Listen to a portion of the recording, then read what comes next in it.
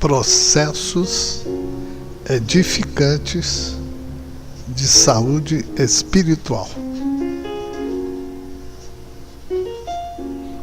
Há que forrar-se de amor e conhecimento a fim de ajudar com proficiência, mas, dormindo os homens, veio seu inimigo e semeou o joio no meio do trigo.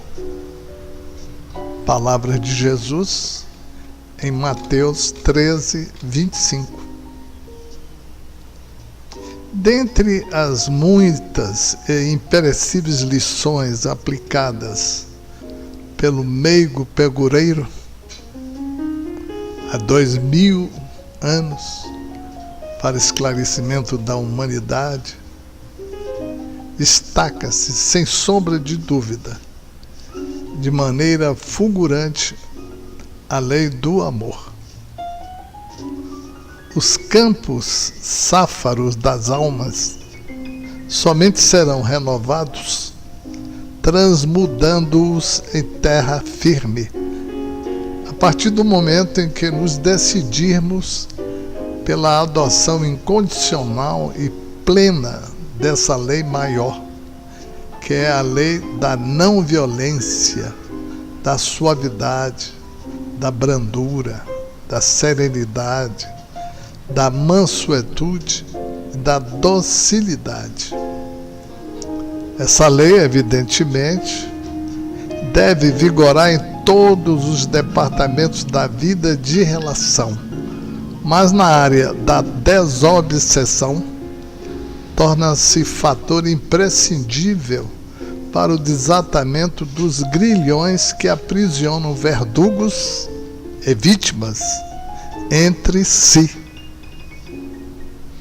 A lei do amor e seu caudal de corolários agirão sempre não só como terapêutica eficiente no equacionamento dos pungentes e intricados dramas obsessivos, mas também como excelente profilaxia, como fator de higiene espiritual.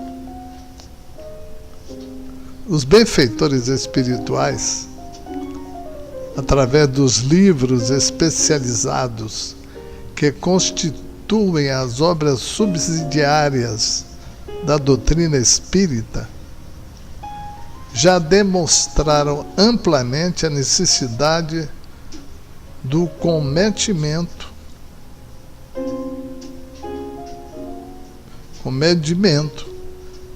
no tratamento e erradicação dos liames obsessivos, onde não se pode cortar os dolorosos laços de ódio de maneira atabalhoada, mas sim desatá-los com o algodão da misericórdia e do amor. Casos de obsessão existem que atravessam milênios de interação psíquica perniciosa, extremamente danosa para ambas as partes em regime de nefasto litígio. Não será num golpe repentino e miraculoso que casos tais serão sanados de forma satisfatória. Há que se ter paciência, tirocínio, perspicácia, ciência e extremado amor. Com a parábola do joio e do trigo, entre outras coisas, Jesus estava ensinando a maneira correta de lidar nas questões da desobsessão. Ele aconselhou a vigilância, mas os homens dormiram. Então veio o inimigo e semeou o joio no meio do trigo.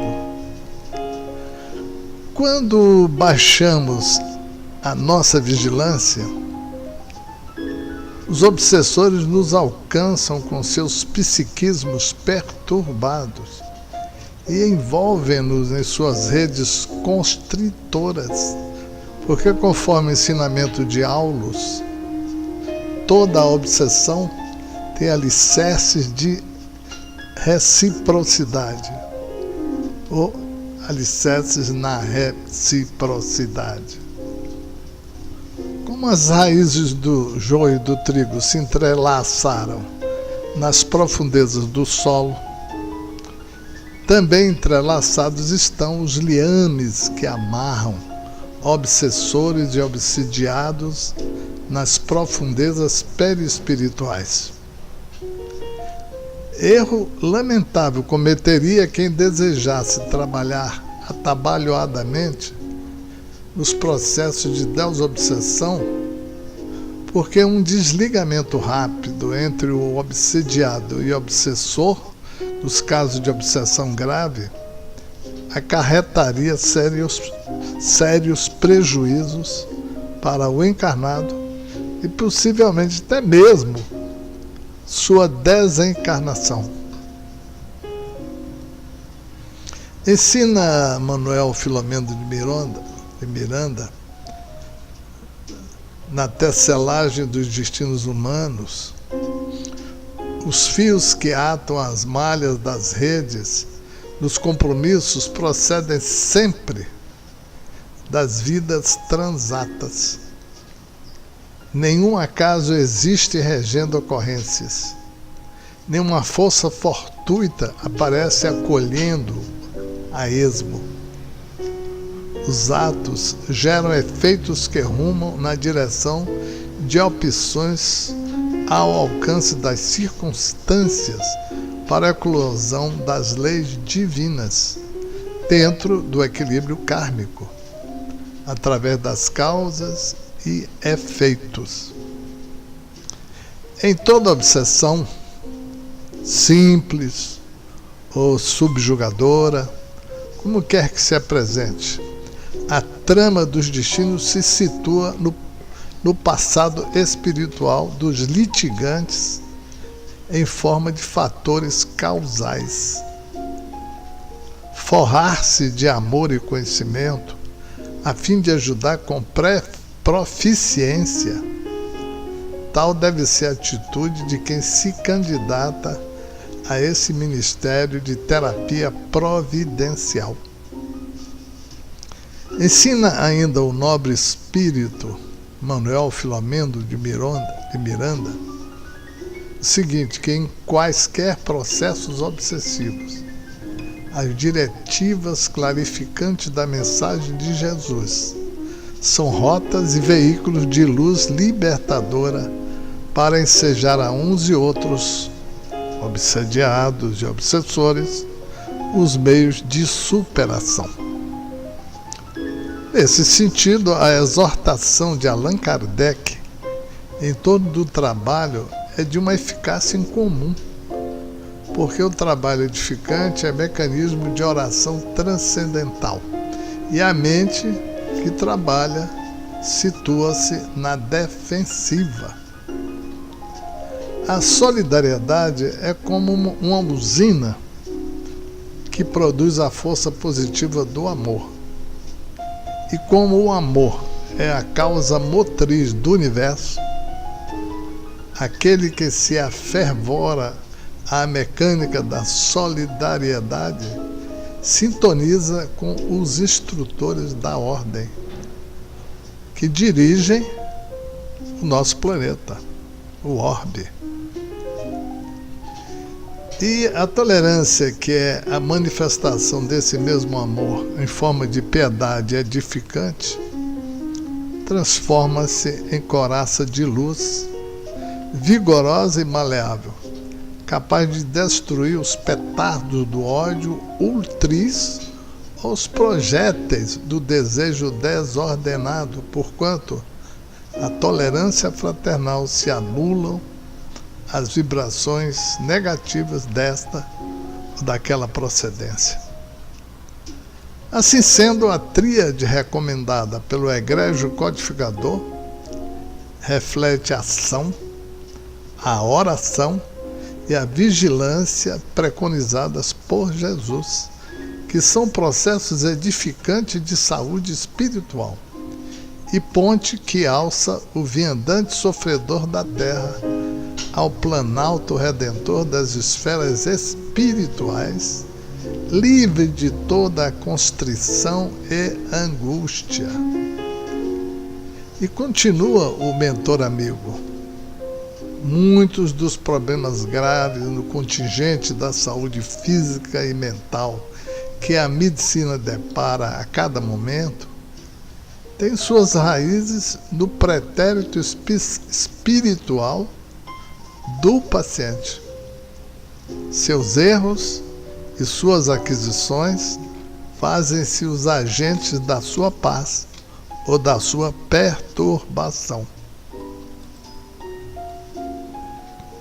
Reencarnando, cada qual uma soma das próprias experiências. Diferentes são as situações pessoais conforme se observa no mundo. Vinculado aos desafetos de que se desejaram livrar, mas de que não se libertaram, padecem-lhes as injunções e influências maléficas. Auto-obsessões, obsessões e subjugações são capítulos que merecem da patologia médica estudo simultâneo à base dos postulados do Espiritismo. A reencarnação é a chave para a explicação dos seus enigmas. Ao lado das terapêuticas valiosas, ora aplicadas nos obsessos de vário porte, impõem-se os recursos valiosos e salutares da fluidoterapia e das expressivas contribuições doutrinárias da terceira revelação, que traz de volta os insuperáveis métodos evangélicos de que se fez expoente máximo Jesus, o divino médico de todos nós. O amor e a prece, o perdão e a caridade, a tolerância e a confiança, a fé e a esperança, não são apenas virtudes vinculadas às religiões passadas, porém, insubstituíveis valores de higiene mental, de psicoterapia, de laborterapia, que se fazem de urgência para neutralizar as ondas crescentes do ódio e da revolta, da vingança e da mágoa, da intolerância e da suspeita, da descrença e da desesperança, que irrompem e se instalam no homem, tudo avassalando intempestivamente. A doutrina espírita dispõe de valiosos tesouros para a aquisição da felicidade na terra e depois da desencarnação. Conhecê-la e praticar-lhe os ensinos representa uma ensancha ditosa para aqueles que aspiram a melhores dias, anelam por paz e laboram pelo bem. E finaliza o mentor. A linha de equilíbrio psíquico é muito tênue e delicada. As interferências de qualquer natureza sobre a faixa de movimentação da personalidade quase sempre produzem distúrbio por empurrarem o indivíduo a procedimentos irregulares, a princípio, que depois se fixam em delineamentos neuróticos. A ação fluídica dos desencarnados, em razão da maleabilidade e da pertinácia destes, quando ignorantes, invejosos ou perversos, pela sua insistência, interfere no mecanismo do hospedeiro, complicando o quadro com a indução inteligente em telepatia prejudicial que facilita a simbiose com o anfitrião. E nessa fase, antes que o paciente assuma a interferência de que é vítima, a terapia espírita torna-se de resultado positivo, liberador. Ideal, no entanto, é a atitude nobre diante da vida, que funciona como psicoterapia preventiva, que constitui dieta para o otimismo e para a paz. Texto publicado no Fórum Espírita, extraído das obras de Divaldo Franco, Espírito Manuel Filomeno de Miranda, Tramas do Destino, Nos Bastidores da Obsessão e Nas Fronteiras da Loucura. 3 livros publicados pela editora Leal, cujo resultado financeiro dessas obras é em benefício da Mansão do Caminho, obra social. Muita paz.